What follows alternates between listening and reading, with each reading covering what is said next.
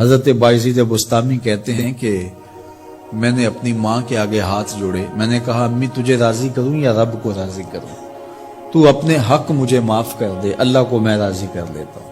ماں نے کہا جاؤ پتر میں اجازت دیتی ہوں۔ گئے جنگلوں میں ذکر و فکر میں لگے رہے، تنہائی میں اس کو یاد کرتے رہے، دن رات ذکر کے چراغ روشن رکھے۔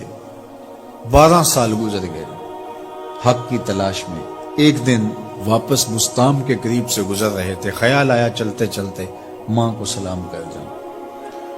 دروازے کو دستک دینے لگے تو اس خیال نے ہاتھ روک لیا کہ ساری زندگی ماں کو سکھ تو دیا کوئی نہیں، اب دکھ بھی کیوں دینے لگے ہو؟ رات کا ایک پہر بیت گیا ہے، سردیوں کی لمبی رات ہے، ماں بستر میں لیٹی ہوگی، تیرے لیے اٹھے گی، دروازہ کھولے گی۔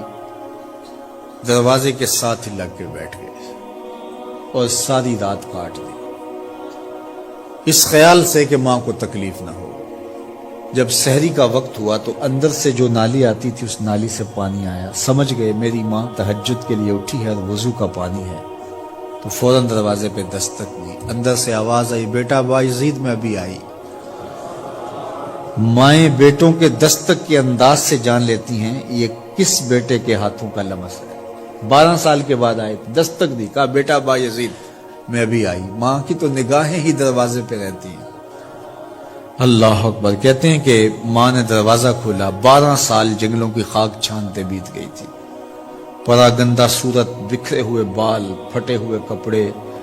میری ماں کی جب نگاہ میرے پہ پڑی تو اس کی چشمان سے موٹے موٹے آنسو ٹپکنے لگے، اور اس نے ایسے ہاتھ پھیلا کے کہا مالک میرا بیٹا بایزید تیری طلب میں نکلا تھا، تو نے ابھی تک اسے اپنا قرب نہیں دیا۔ حضرت بایزید بستامی کہتے ہیں 12 سال کی ریاستوں سے جو کچھ نہیں ملا تھا ماں کے اٹھے ہوئے ہاتھوں سے مل گیا۔ میں نے کہا مالک میں تجھے کہاں ڈھونڈ رہا ہوں، تو کہاں موجود ہے؟ تو ماں باپ کی رضا اللہ کی رضا کا دروازہ کھولتی ہے۔